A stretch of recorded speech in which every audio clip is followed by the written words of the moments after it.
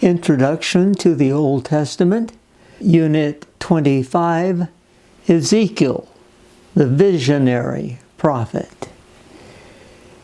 In the first 3 chapters of the book of Ezekiel, we see the vision that Ezekiel saw that constituted his call. He is in the city of Babylon, and it is in the 5th year of the exile of Jehoiakim. Jehoiakim was taken captive to Babylonia in 597, and along with him went about 10,000 exiles. Among them was Ezekiel. And Ezekiel tells us in verse 4, I looked and I saw a windstorm coming out of the north, and an immense cloud with flashing lightning and surrounded by brilliant light. The center of the fire looked like glowing metal, and the fire was what looked like 4 living creatures. In appearance, their form was that of a man, but each of them had 4 faces and 4 wings. Their legs were straight, their feet were like those of a calf, and gleamed like burnished bronze. Under their wings, on their 4 sides, they had the hands of a man. All 4 of them had faces and wings, and their wings touched one another. Each one went straight ahead and did not turn as they moved. Then he gives us the description of the 4 faces that each of these persons, or you could say the guardians of Yahweh, had. It says in verse 10, the faces looked like this. Each of the 4 had the face of a man, and on the right side each had the face of a lion, and on the left the face of an ox. Each also had the face of an eagle. Such were their faces. Their wings were spread out upward. Each had 2 wings, one touching the other, of another creature on either side, and 2 wings covering his body. Each one went straight ahead. Wherever the Spirit would go, they would go without turning as they went. The appearance of the living creatures were like burning coals of fire, or like torches. Fire moved back and forth among the creatures. It was bright, and lightning flashed out of it. The creatures sped back and forth like flashes of lightning. Now all of this, the throne and these 4 creatures, represents the presence of Yahweh. Yahweh is seated above the 4 creatures. They are the guardians of the throne. There are 3 different times when Ezekiel sees this vision. It's in the call here in chapter 1, in the judgment in chapter 10, where God is going to remove himself from the temple in Jerusalem, and then in chapters 43 to 46, where you have the restoration, and God again comes into his temple. Ezekiel has a difficult time while he is prophesying. All of the prophets have a difficult time, but he is told he is to prophesy among these people who have stiff necks. They aren't going to receive his message.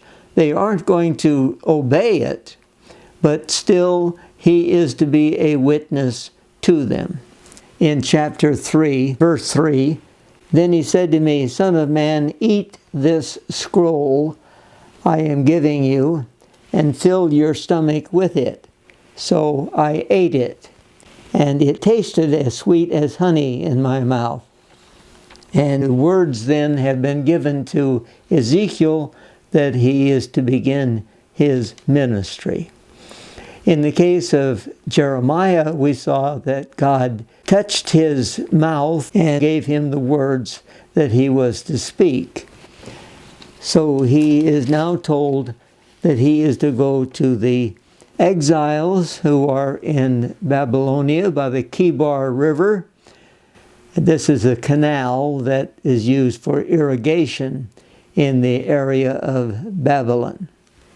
He then is told that he is to go back to the exiles, and it says that he sat among them for 7 days overwhelmed.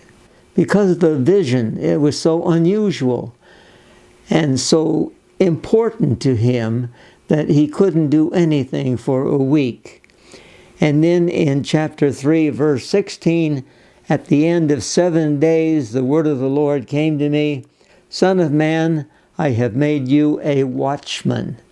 And this is something that is emphasized again and again in the book of Ezekiel. He is a watchman, and he is to report to the exiles what he sees. In verse 18 it says, When I say to a wicked man, you will surely die, and you do not warn him or speak out to dissuade him from his evil ways in order to save his life, that wicked man will die for his sin, and I will hold you accountable for his blood. However, if Ezekiel warns the wicked man, and then the man will die for his sin, but Ezekiel will not be responsible. And in verse 20, again, when a righteous man turns from his righteousness and does evil, and I put a stumbling block before him, he will die. Since you did not warn him, he will die for his sin. The righteous things he did will not be remembered, and I will hold you accountable for his blood. And so the hand of the Lord is upon him. And this is the expression that Ezekiel uses again and again to indicate that God has told him something that he is to tell to the exile. The hand of the Lord was upon me. Then beginning with chapter 4, the siege of Jerusalem is symbolized. Now, Son of man, take a clay tablet, put it in front of you, and draw the city of Jerusalem on it. So the clay tablet is going to be used to represent the city of Jerusalem. And then he is to lay siege to it, erect siege works against it, build a ramp up to it, set up camps against it, put battering rams around it, and then he says take an iron pan, place it as an iron wall between you and the city, and turn your face toward it. It will be under siege, and you shall besiege it. And then he is to lie on his side, in this case on his left side, and put the sin of the house of Israel upon yourself. His lying on his left side represents the sin of Israel. And he is to lie there for 390 days. And then when he's finished that, he is to turn over onto his right side, and that will represent the sin of the house of Judah, and he is to lie there 40 days, a day for each year. And then he is to turn his face toward the siege of Jerusalem, and with bared arm prophesy against her. So everything that he is doing happens in the land of Babylonia, but it is indicative of what is going on in the city of Jerusalem. And sometimes it's hard to tell whether Ezekiel is still in the land of Babylonia, or if he has been transported to Jerusalem. And then he also has a food supply mentioned in verse 9. Take wheat and barley, beans and lentils, millet and spelt, put them in a container, and make them into bread for yourself. You are to eat it during the 390 days you lie on your side. Weigh out 20 shekels of food to eat each day, and eat it at set times. So you notice everything is regulated here. It is specific. Also, measure out 1/6 of a hin of water and drink it at set times. Eat the food as you would a barley cake. Bake it in the sight of the people using human excrement as fuel.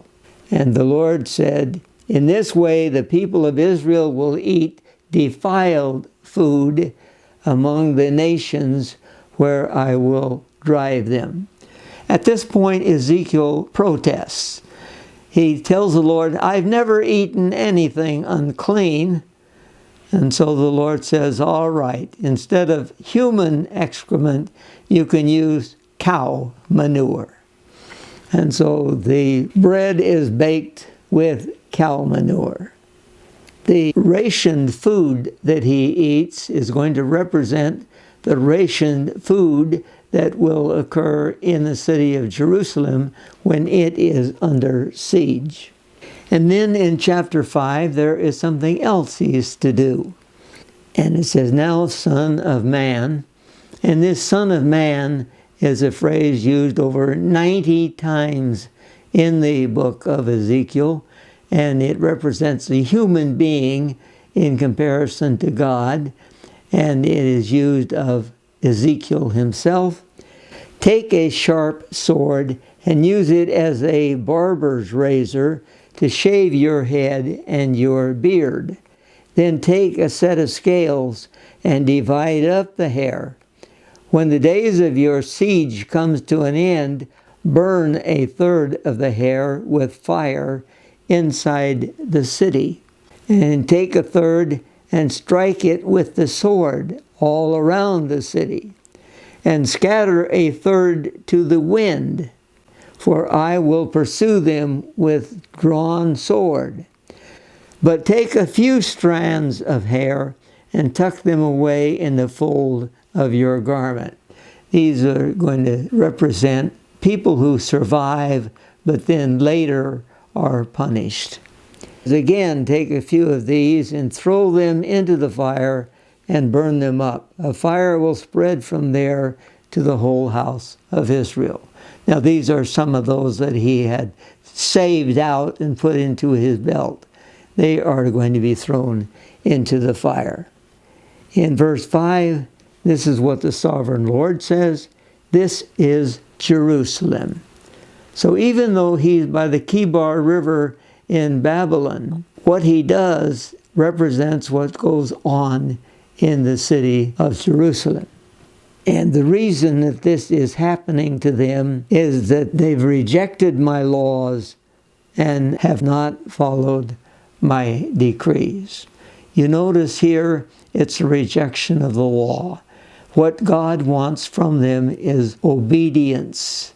He wants them to have fellowship with himself. But they have rejected that and gone their own way. So we go on in chapter 5, verse 7. Therefore, this is what the sovereign Lord says, you have been more unruly than the nations around you and have not followed my decrees or kept my laws. You have not even conformed to the standards of the nations around you. So they are in a very critical position. Then in chapter 12, and we won't have time to look at every prophecy that Ezekiel has given, but that is important. In chapter 12, the word of the Lord came to me, Son of man, You are living among a rebellious people. And this is said again and again. They have eyes to see, but do not see, and ears to hear, but do not hear, for they are a rebellious people. Therefore, Son of Man, pack your belongings for exile, and in the daytime as they watch, set out and go from where you are to another place. Now this is going to represent the exiles from Jerusalem who will be going into exile. And then it says in verse 4, during the daytime, while they watch, bring out your belongings packed for exile. Then in the evening, while they are watching, go out like those who go out into exile. While they watch, dig through the wall and take your belongings out through it. Put them on your shoulder as they are watching and carry them out at dusk. Cover your face so that you cannot see the land, for I have made you a sign to the house of Israel. Now this, you see, is pantomime. He is acting out what is going to happen in the city of Jerusalem. So he did as he was told, and in the morning, in verse 8, the word of the Lord came to me, Son of man, did not the rebellious house of Israel ask you, what are you doing? See, he does this, and then they want to know, what are you acting out? And say to them, this is what the sovereign Lord says, this oracle concerns the prince in Jerusalem and the whole house of Israel who are there. Say to them, I am a sign to you. As I have done, so it will be done to them. They will go into exile as captives. Chapter 24 is one of the difficult chapters for Ezekiel. We don't read of the wives of the other prophets. But here, his wife becomes one of the signs of what is going to happen in the destruction of the city of Jerusalem. In 24:1, in the 9th year, in the 10th month, on the 10th day, the word of the Lord came to me. Son of man, record this date, this very date, because the king of Babylon has laid siege to Jerusalem. This very day.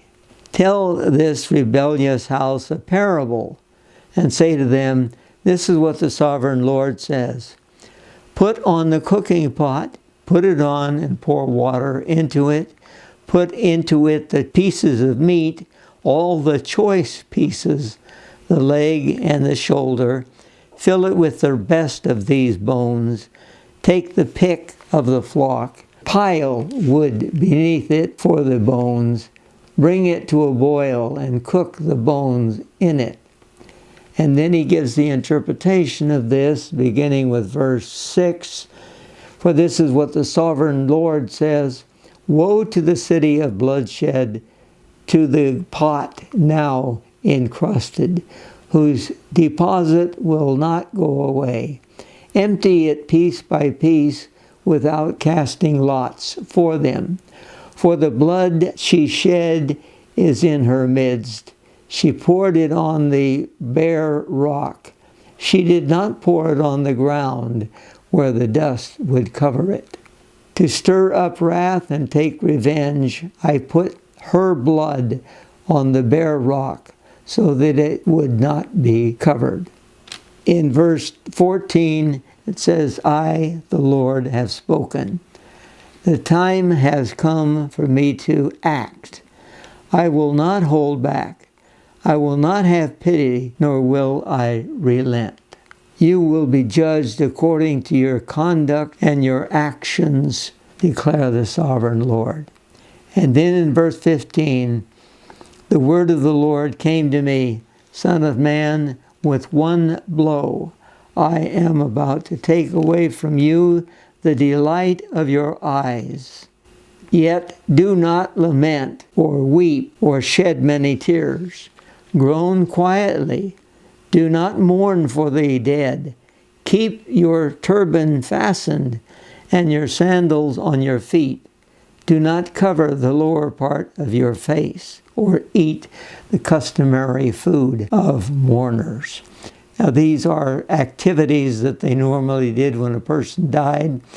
Ezekiel's wife is going to die, and he is not to go through any of these. And the reason for this is that the death of his wife signals the destruction of the temple in Jerusalem. And when they hear the news about its destruction, they are not to mourn. They are in the hands of the Babylonians, and therefore they are not to rebel against what the Babylonians are doing. Now, there are several visions that Ezekiel gives to us, and the first one of these that I want to look at is in chapter 8. This talks about idolatry in the temple itself. God is going to show him the vision once again of God and the four creatures. Before that is done, he gives him an idea of how sinful people are behaving within the city and the temple in Jerusalem. In chapter 8, verse 1, in the 6th year, in the 6th month, on the 5th day, while I was sitting in my house, and the elders of Judah were sitting before me, the hand of the sovereign Lord came upon me there. I looked, and I saw a figure like that of a man. From what appeared to be his waist down, he was like fire, and from there up his appearance was as bright as glowing metal. Now you can compare this to the vision that he had of the Lord earlier, and you find it's very similar. He stretched out what looked like a hand and took me by the hair of my head. The Spirit lifted me up between earth and heaven, and in visions of God, he took me to Jerusalem, to the entrance to the north gate of the inner court, where the idol that provokes to jealousy stood. Now, it's difficult to know whether this is an actual transportation of Ezekiel from Babylon to Jerusalem, or that this is just a vision that he sees. And then he is given directions about which direction he is to look. In verse 7, he brought me to the entrance to the court. I looked, and I saw a hole in the wall. He said to me, "Son of man, now dig into the wall." So I dug into the wall and saw a doorway there. And he said to me, "Go in and see the wicked and detestable things they are doing here." So I went in and looked, and I saw portrayed all over the walls all kinds of crawling things and detestable animals and all the idols of the house of Israel. In front of them stood 70 elders of the house of Israel, and Jaazaniah, son of Shaphan, was standing among them. Each had a censer in his hand, and a fragrant cloud of incense was rising. What Ezekiel sees here reminds me of what is on the walls of the tombs in Egypt, where you have all kinds of beings that are presented there. And this is what he is seeing. 70 men are idolatrous in their worship. They are serving the images that are portrayed on the wall. And the reason for this is in the second part of verse 12, the Lord does not see us. The Lord has forsaken the land. And then in verse 14, he brought me to the entrance to the north gate of the Lord, and I saw women sitting there mourning for Tammuz. Now, this is from the Babylonian religion. Tammuz had been taken to the underworld. He has to be freed. and his wife will finally find him and free him. But they are sitting there mourning for Tammuz. And he said to me, "Do you see this, son of man? You will see things that are even more detestable than this." And then he took me into the inner court in verse 16. And there at the entrance to the temple, between the portico and the altar, were about 25 men, with their backs toward the temple of the Lord and their faces toward the east. They were bowing down to the sun in the east. So they are worshiping the sun. All of these are things that are happening in the city of Jerusalem, in the temple itself. And Ezekiel is able to expose them. Then in chapter 10, Ezekiel has the vision again of God and the four creatures. And this is exactly the same that he saw before. In verse 3 of chapter 10, "Now the cherubim were standing on the south side of the temple, and when the man went in and a cloud filled the inner court, then the glory of the Lord rose from above the cherubim and moved to the threshold of the temple." So this he sees as the presence of God removing itself from the temple.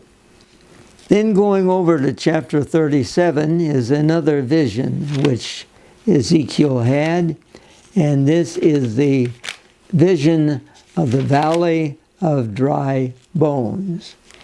This is important because what it tells us is that God is not through with the nation of Israel yet.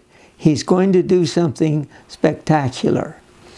And in chapter 37, it says, "The hand of the Lord was upon me, and he brought me out by the Spirit of the Lord and set me in the midst of a valley.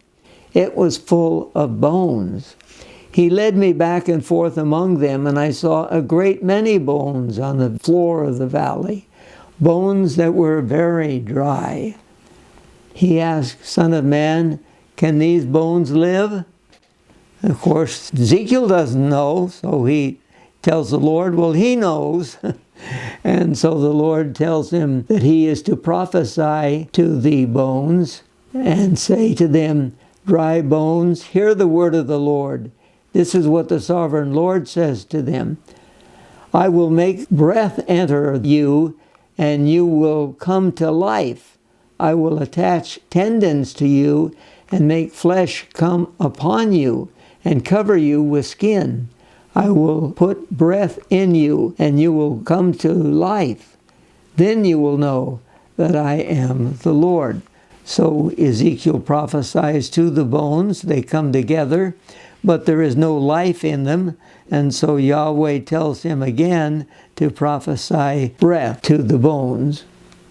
In verse 11, he said to me, "Son of man, these bones are the whole house of Israel." So you can see it is a vision that represents the nation of Israel. They say, "Our bones are dried up and our hope is gone. We are cut off." But this tells them God is able to do something and to bring them back to life.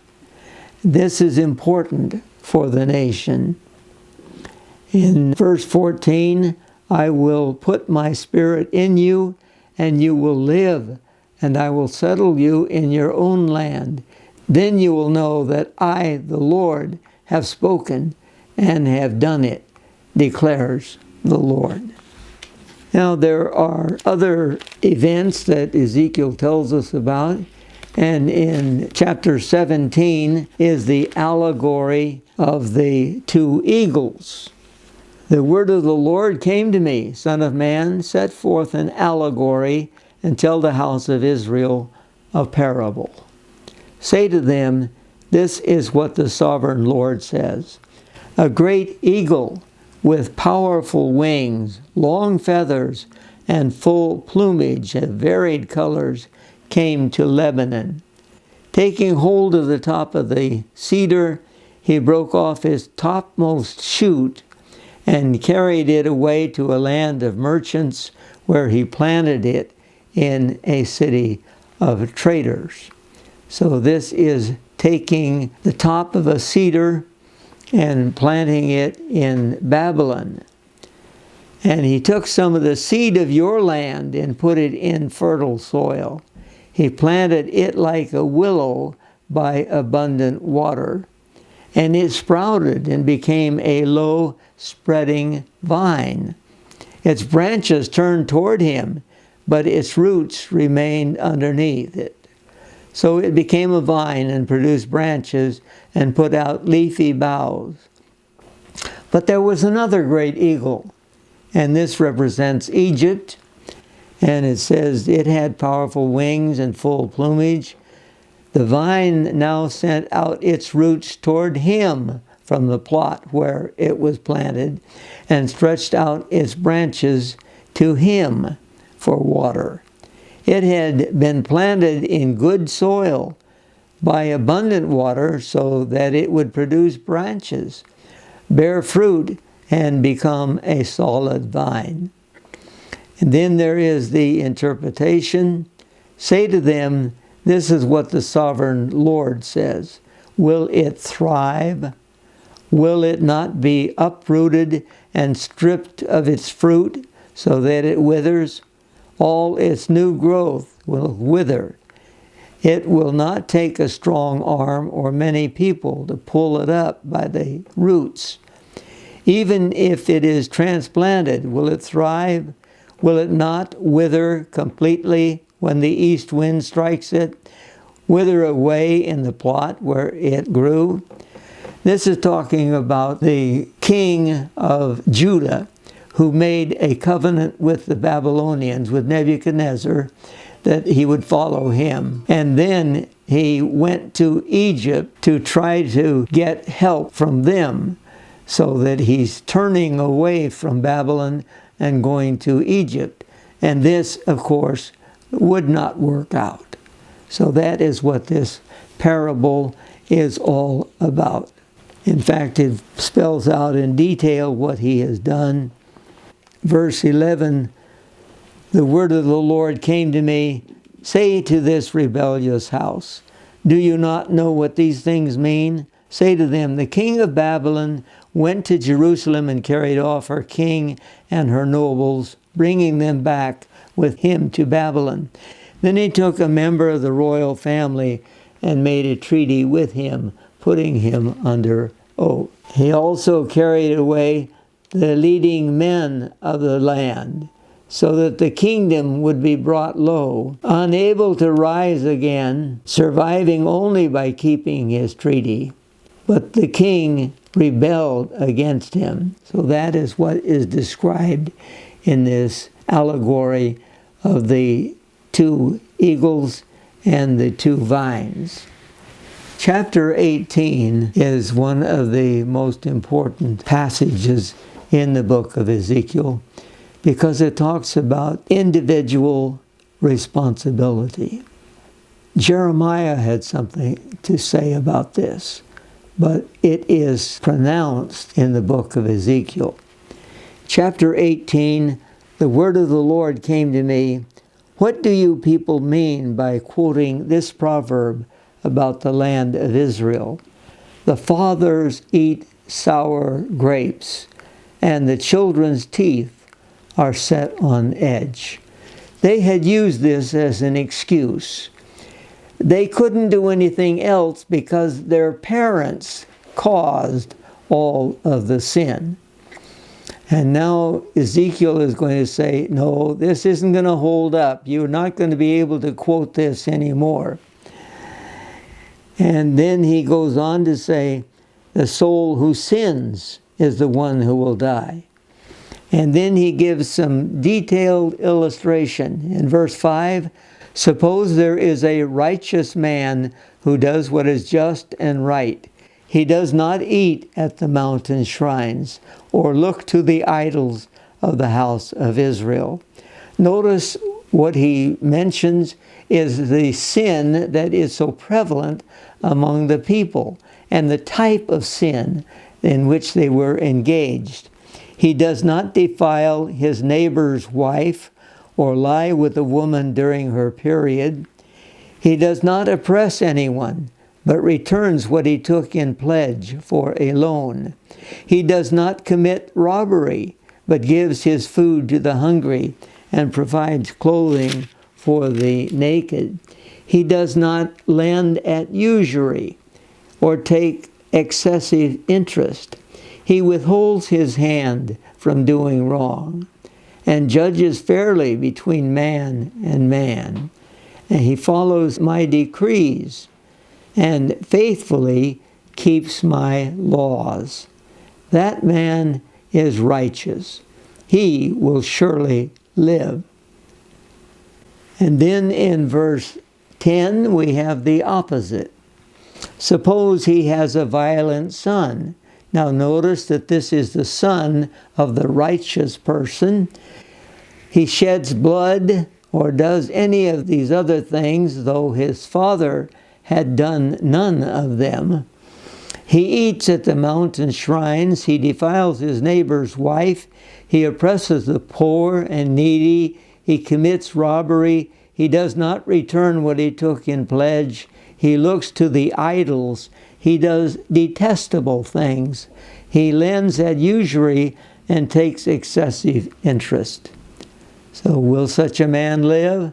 No, he will not. So it doesn't matter what his father does. He is responsible for what he does. And then we are told that this son has a son who sees all the sins his father commits, and though he sees them, he does not do such things.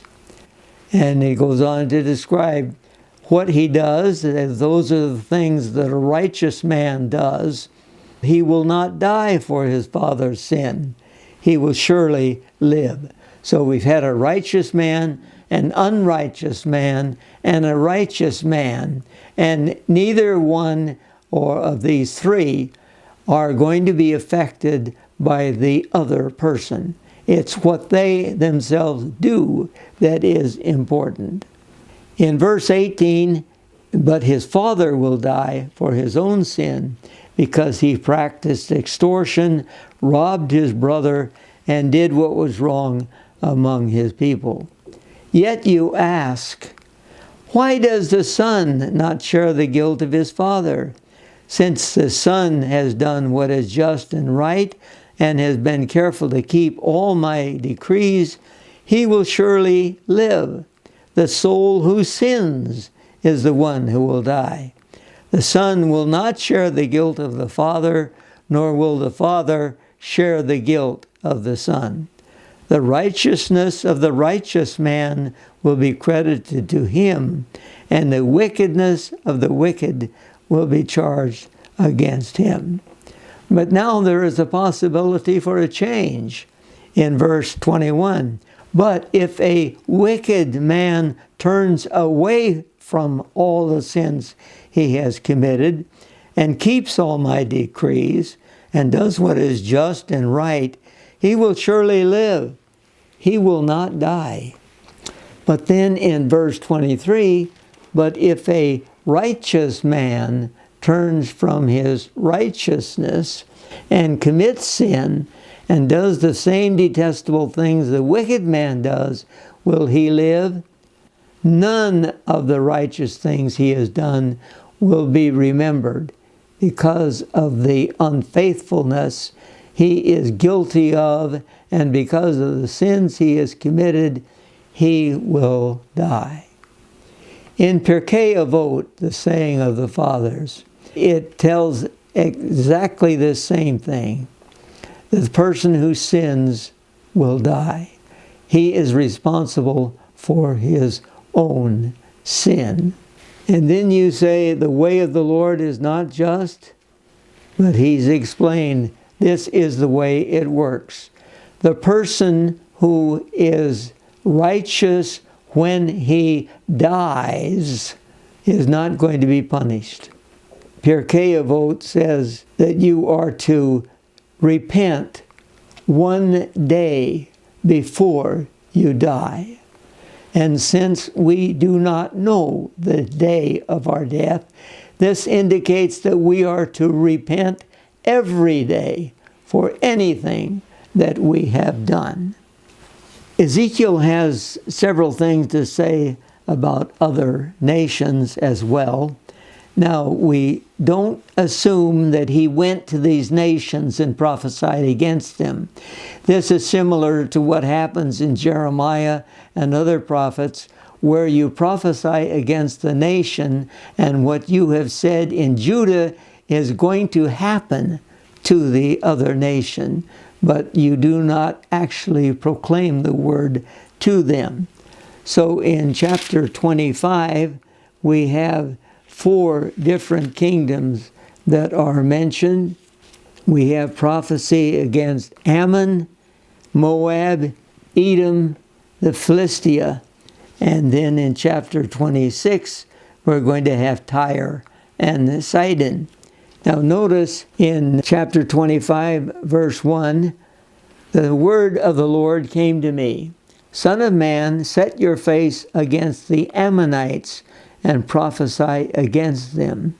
Say to them, hear the word of the sovereign Lord.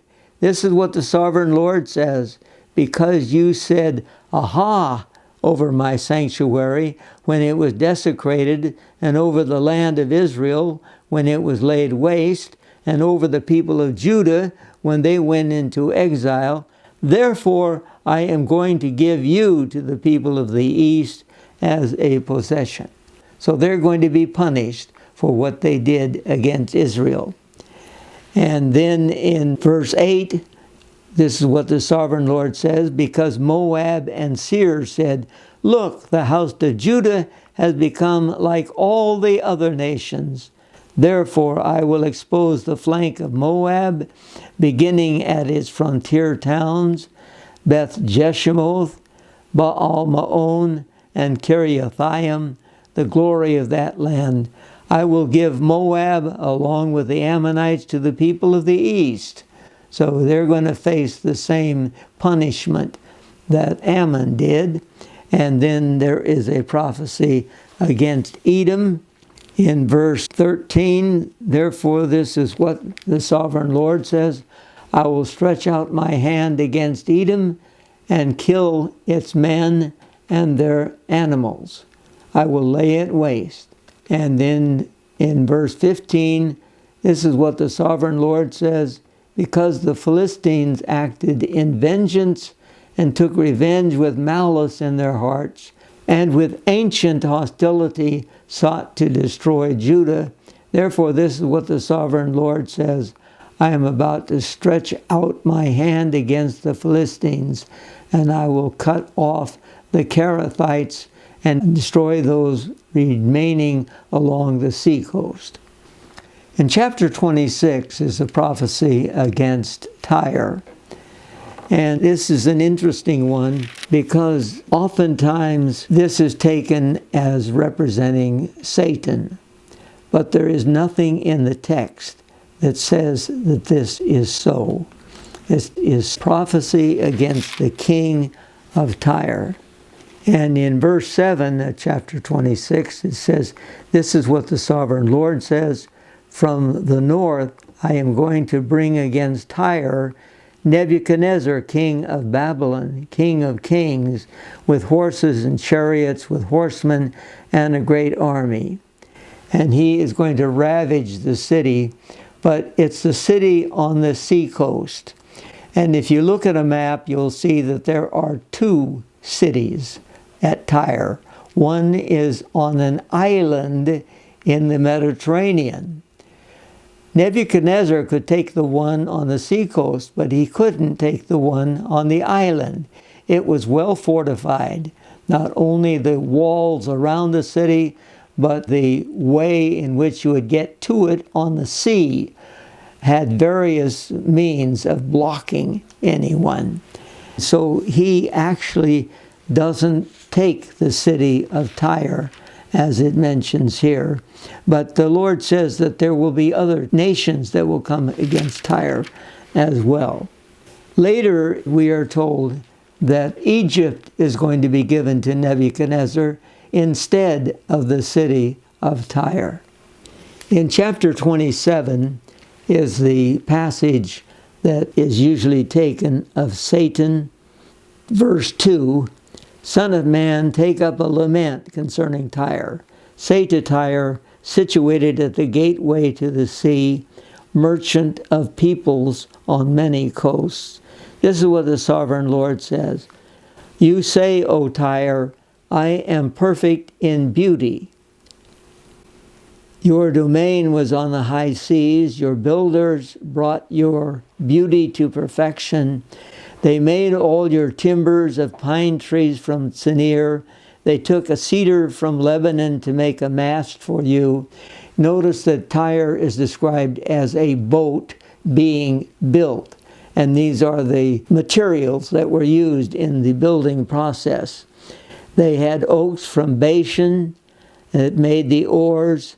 Cypress wood from the coasts of Cyprus. They made your deck inlaid with ivory.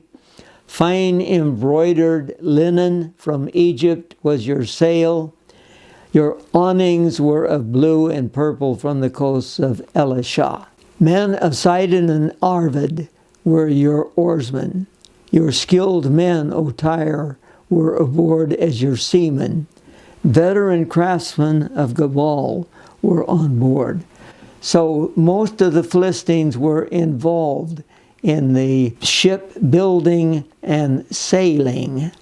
In verse 10, men of Persia, Lydia, and Put served as soldiers in your army. Men of Arvad and Helek manned your walls on every side. Men of Gamad were in your towers. They hung their shields around your walls. They brought your beauty to perfection. So that's the description of the building of the ship and the manning of the ship. But then with verse 12, we go into the commodities that were traded with Tyre. And these are extensive. In verse 12, Tarshish did business with you because of your great wealth of goods. They exchanged silver, iron, tin, and lead for your merchandise. Greece, Tubal, and Meshech traded with you.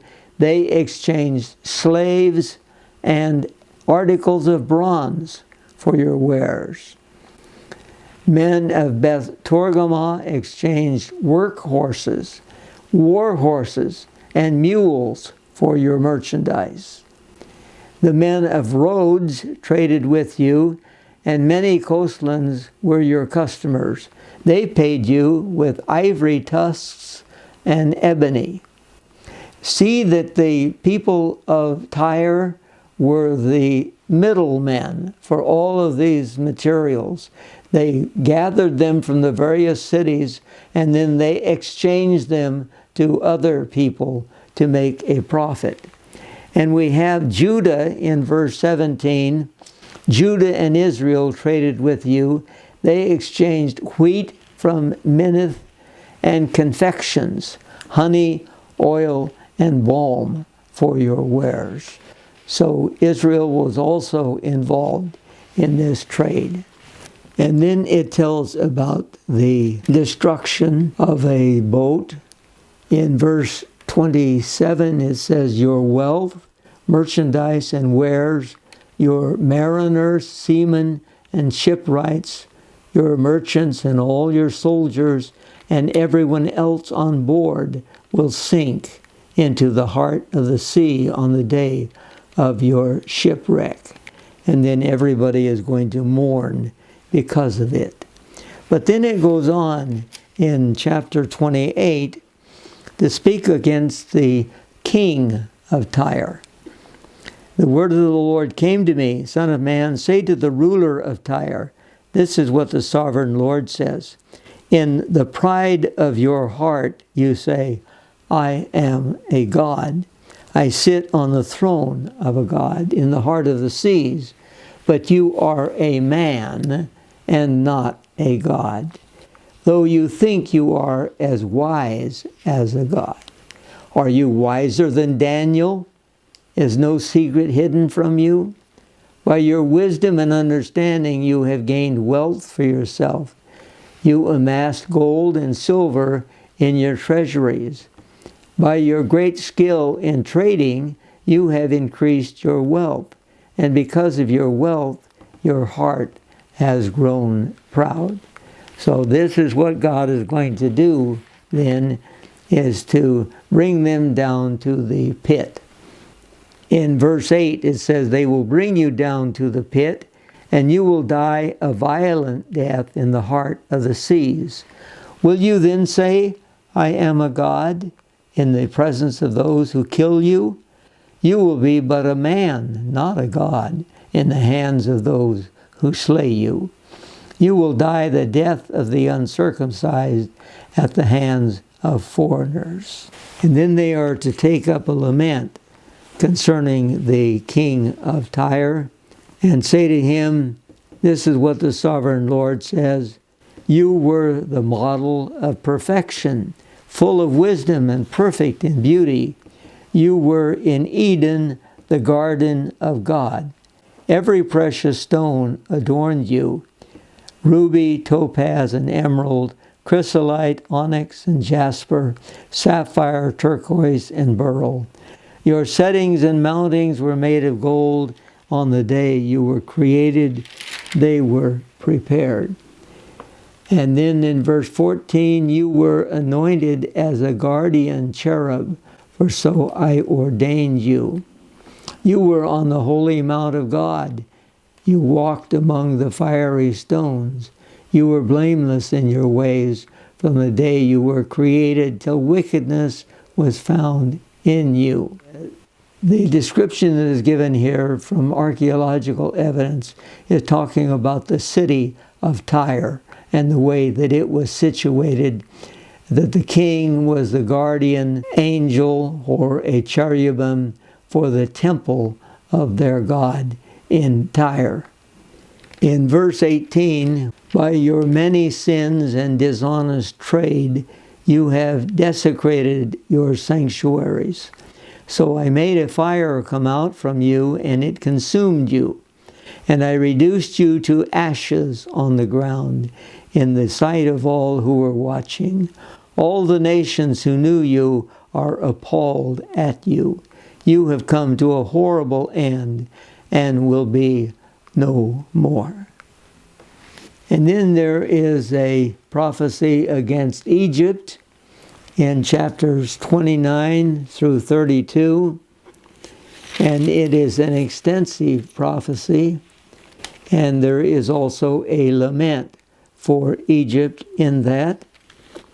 Egypt was one that interfered in the rule of Israel, trying to get them to follow them rather than the Babylonians. And then there is a lament for Pharaoh in chapter 32, and that is the end then of Egypt. In chapter 33 is described the fall of the city of Jerusalem. Again, Ezekiel is a watchman that sees this.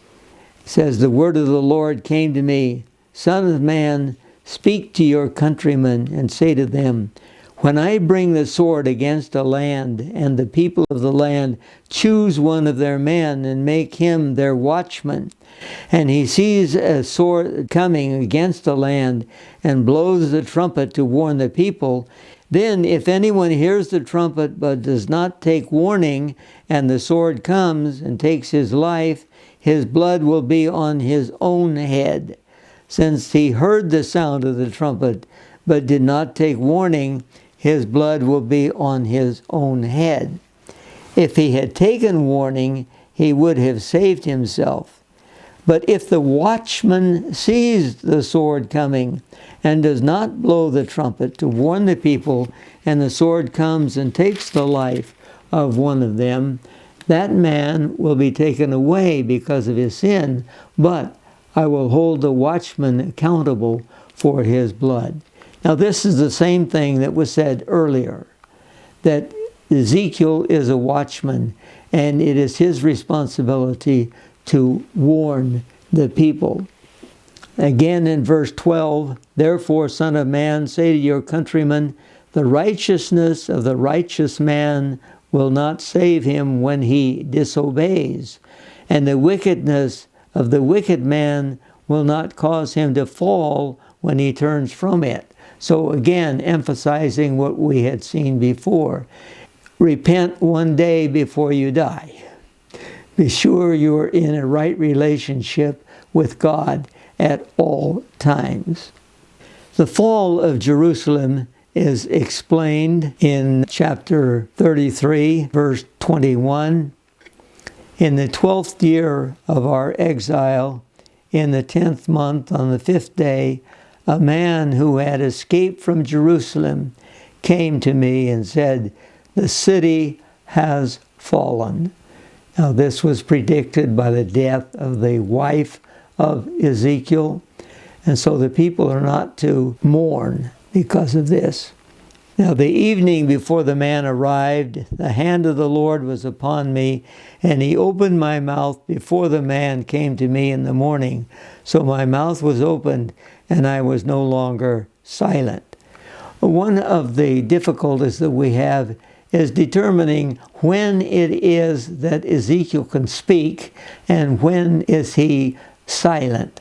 Because it is God who opens his mouth, and it's God who closes his mouth, and he can speak only when God tells him to do.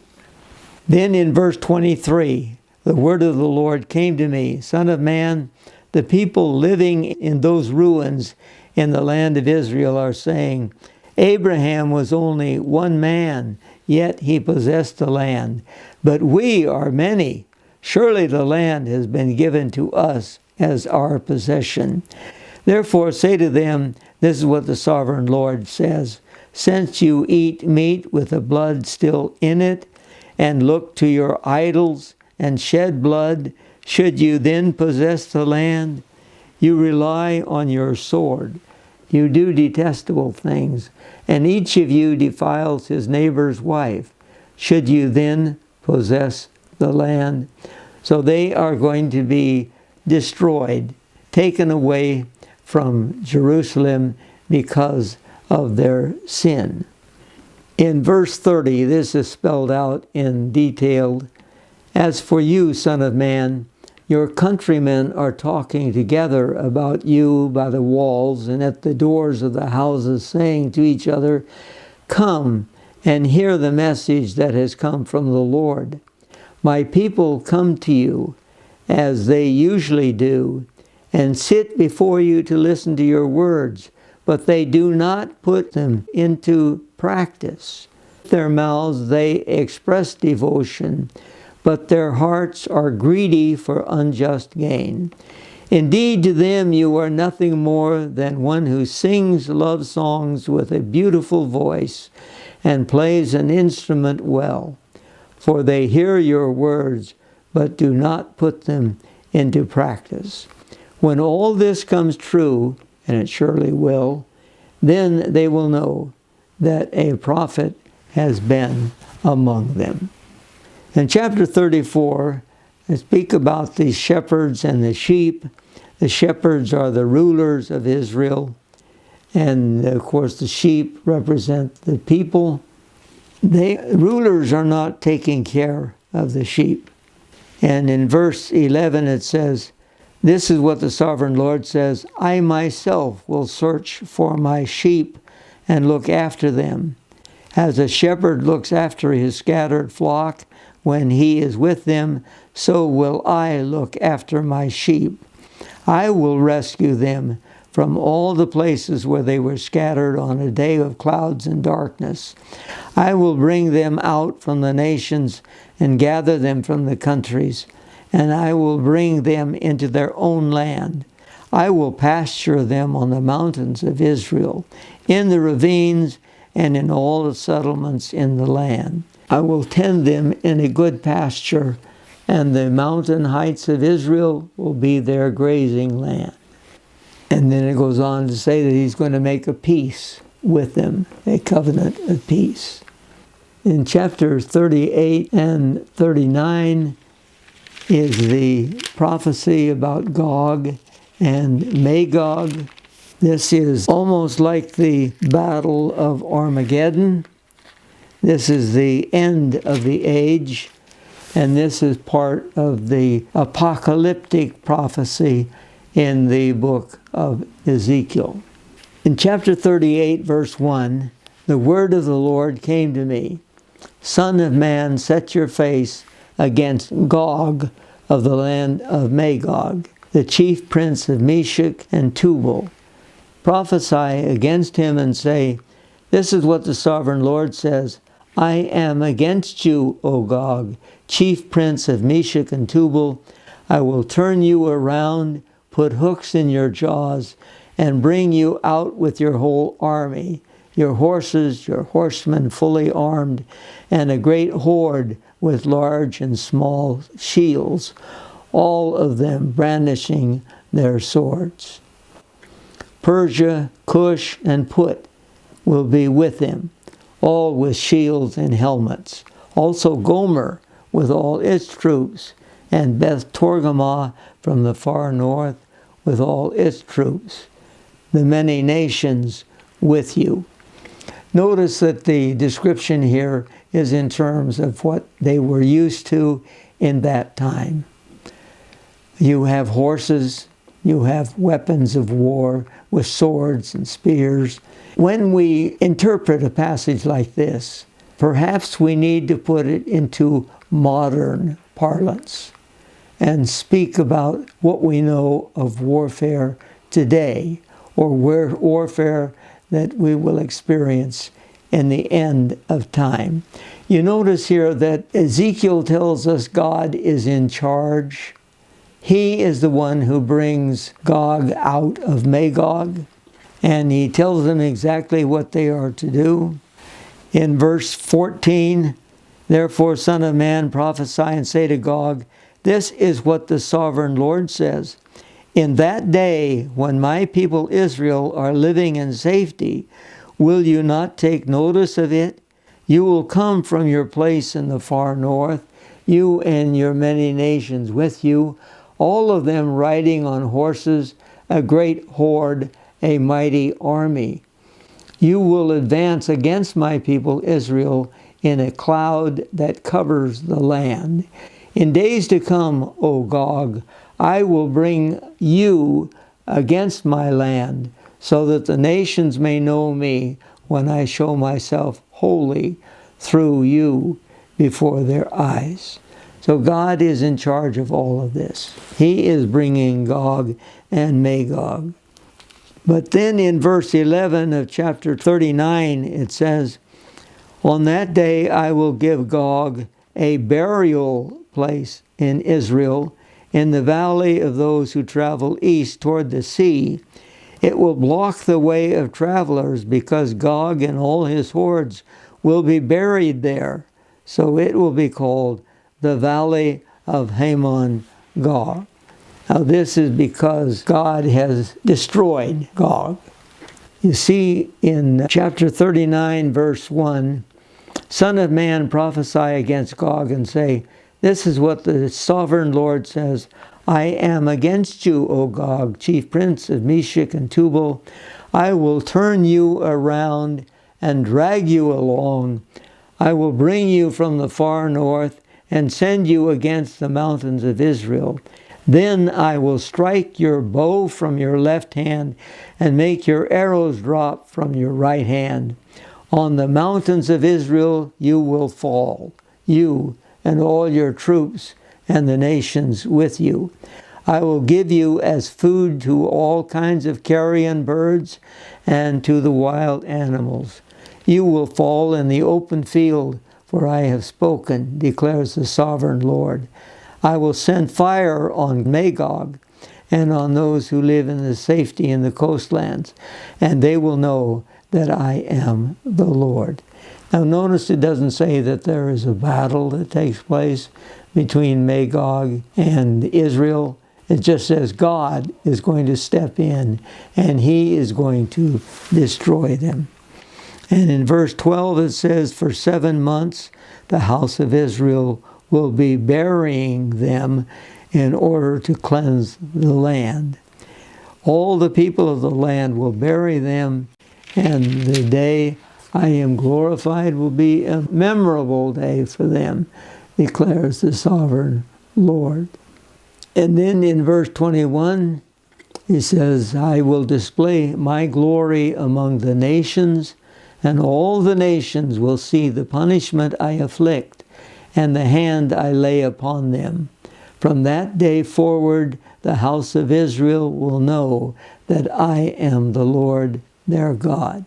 And the nations will know that the people of Israel went into exile for their sin, because they were unfaithful to me. So I hid my face from them and handed them over to their enemies, and they all fell by the sword. I dealt with them according to their uncleanness and their offenses. I hid my face from them. And now we need to take care of that temple. When Ezekiel saw the presence of God removed from the temple, he realized that God no longer dwelt there. But it is necessary for God to be present in the land, and so he is going to describe the rebuilding of the temple so that God can go back and take his rightful position among the people. So from chapter 40 and through 48, you have a description of the rebuilding of the temple. And it is in detail. And then in chapter 43, verse 6, while the man was standing beside me, I heard someone speaking to me from inside the temple. He said, Son of man, this is the place of my throne and the place for the soles of my feet. This is where I will live among the Israelites forever. The house of Israel will never again defile my holy name, neither they nor their kings, by their prostitution and the lifeless idols of their kings at their high places.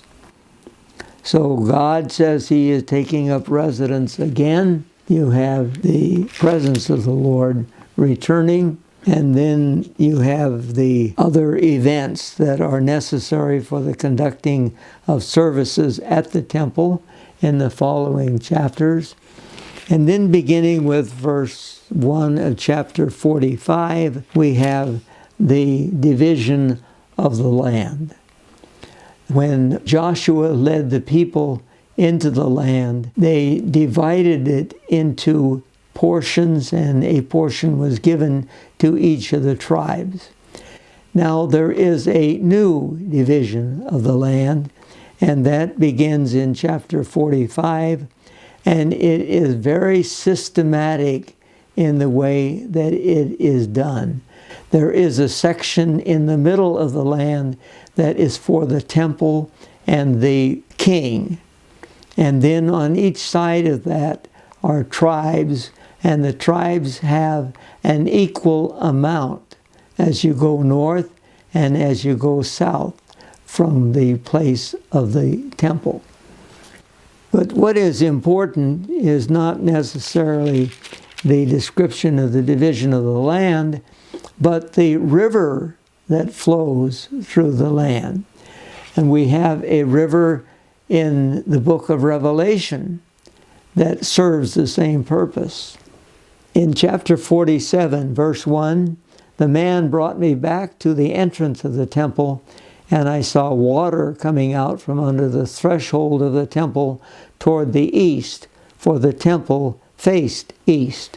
The water was coming down from under the south side of the temple, south of the altar. He then brought me out through the north gate, led me around the outside to the outer gate facing east, and the water was flowing from the south side. And farther they went, the deeper the river became. Now this is not the way rivers normally work. What you normally have is a river that has a flow at the beginning that diminishes as it goes along. But this river increases in size. The first is ankle deep, and then up to the waist, and then he couldn't cross because the water had risen and it was deep enough to swim in, a river that no one could cross. He asked me, "Son of man, do you see this?" And then it says he led me back to the river, and in verse 7, when I arrived there, I saw a great number of trees on each side of the river. He said to me, "This water flows toward the eastern region and goes down into the Arabah, where it enters the sea. When it empties into the sea, the water there becomes fresh." Now we're talking about this Dead Sea that is not able to support anything at the present time, but it's going to be cleansed by the river that flows from the south side of the temple. It says, "Swarms of living creatures will live wherever the river flows. There will be large numbers of fish because this water flows there and makes the salt water fresh." So this river then is going to be of use for the people. Fruit trees of all kinds will grow on both banks of the river. Their leaves will not wither, nor will their fruit fail. For every month they will bear, because the water from the sanctuary flows to them. Their fruit will serve for food, and their leaves for healing. Now the book of Ezekiel is divided into 3 parts. From chapter 1 to 24 is predated the fall of Jerusalem. And then chapter 25 to 32 speaks about the nations. And then from 33 to 48 is hope of a new covenant. Israel and Judah will be united under a king or from the line of David. In the organization of the book, there is a quote on page 560 talking about the book of Ezekiel, one of the richest anthologies or collections of Hebrew literary forms in the Old Testament. And then in figure 31, it lists the various forms that are used. The major theme in the book of Ezekiel is the Son of Man.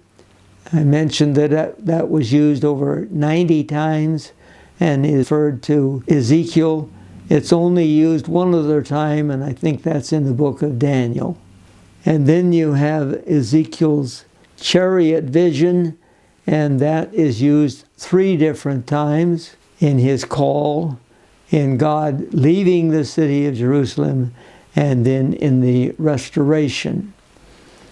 And then individual responsibility. This is a major part of the book of Ezekiel. It also has Old Testament apocalyptic literature when it talks about the kingdom of Gog and Magog. Ezekiel is a very full book. It talks about many different subjects, and the main thing it does is show us that God is in control of everything.